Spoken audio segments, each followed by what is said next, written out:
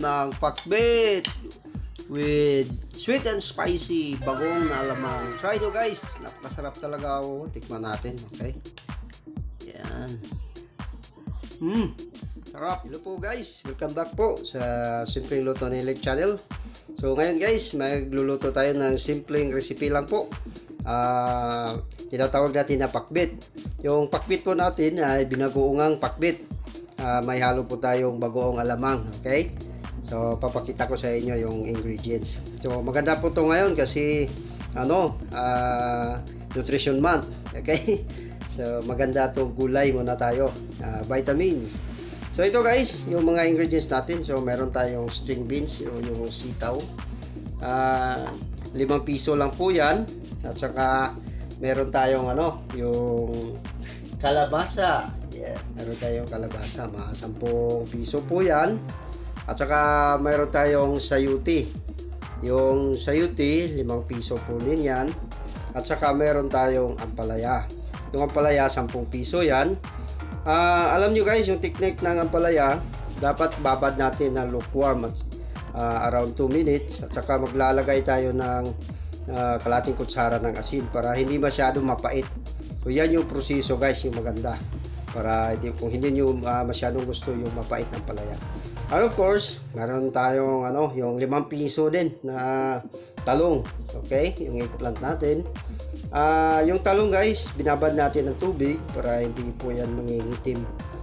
Okay, so hindi mag-iiba yung kulay. And of course, mayroon tayong okra.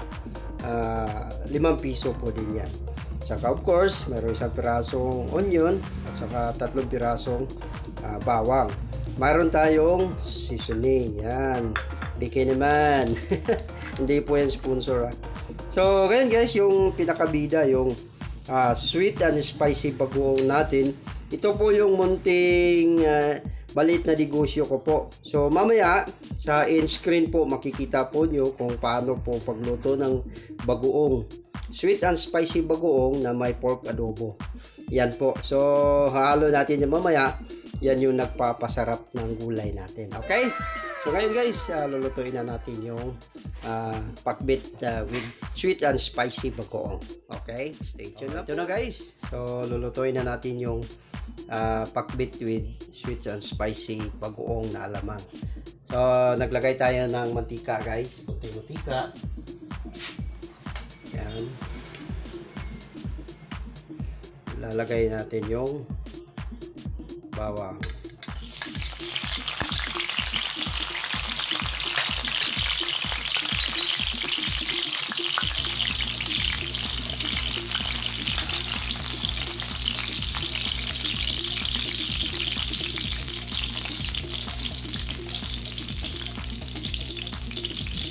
Yung onion, sibuyas. So alam nyo guys, yung bagong natin kasi luto na yan, process na natin, kapag hilaw po yun, dapat susunod nyo dito. Pero kasi yun luto na, so mamaya na yung yung malapit na maluto yung gulay. Okay, so reminder lang. So yung pakbit po natin guys, hindi po yan sunod-sunod yung paglagay ng gulay, kundi mabilisan lang to. So sabay-sabay natin sila lalagay, tatakpan natin at lalagay tayo ng seasoning. Yun na. Okay? So ito lang. Lalagay na natin ito lahat ng gulay. Okay? Sayuti.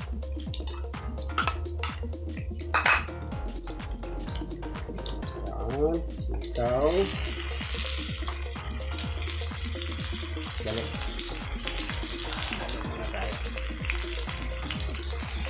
Wow.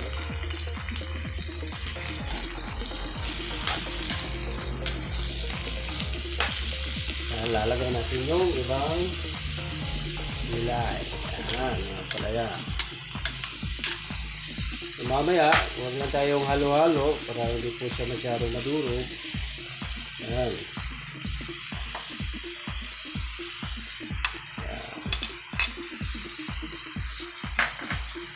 At saka, lagay tayo ng seasoning. Hindi po sa inyo gaano karami. Hindi ako typical naglalagay ng bitchin. Ito lang yung nilalagay ko. So, mamaya, lalagay natin ito. Okay?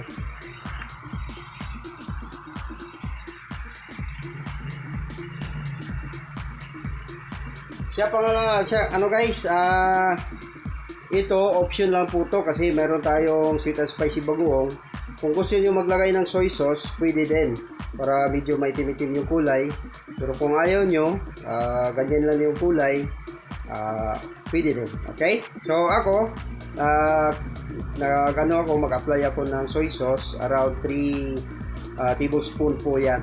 Okay? Maya-maya ng konti.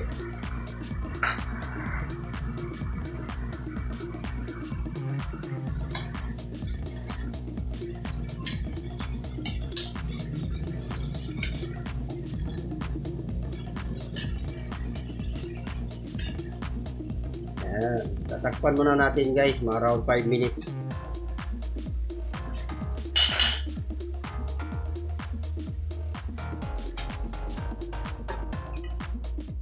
Yan guys, bubuksan natin after 5 minutes. Yan natin yung itsura. Yan, yung freeze.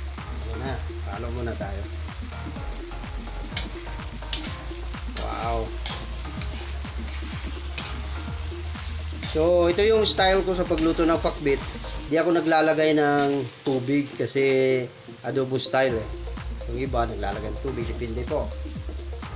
So, ito mag-a-add ako ng soy sauce. Yun nga ng sabi ko sa inyo, optional po. Kasi kung gusto nyo yung maganda yung kulay na ganyan lang, pwede. Pero sa akin, pwede ako maglalagay ng gusto ko maglagay ng soy sauce. Option lang po 3 kutsara po ng soy sauce. Yan.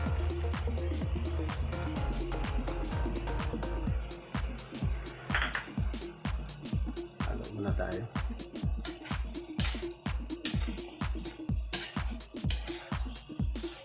Yan.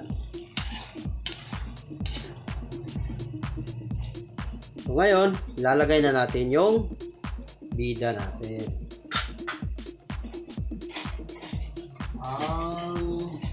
Sweet and spicy bagoong. Yan.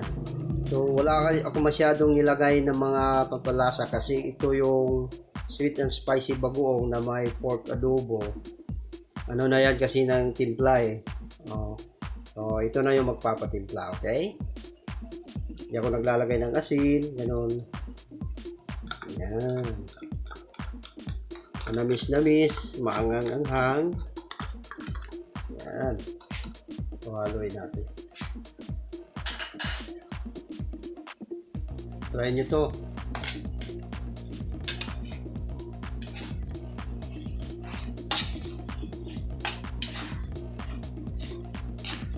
Yan. Wow. So, yan natin lalambot yung gulay.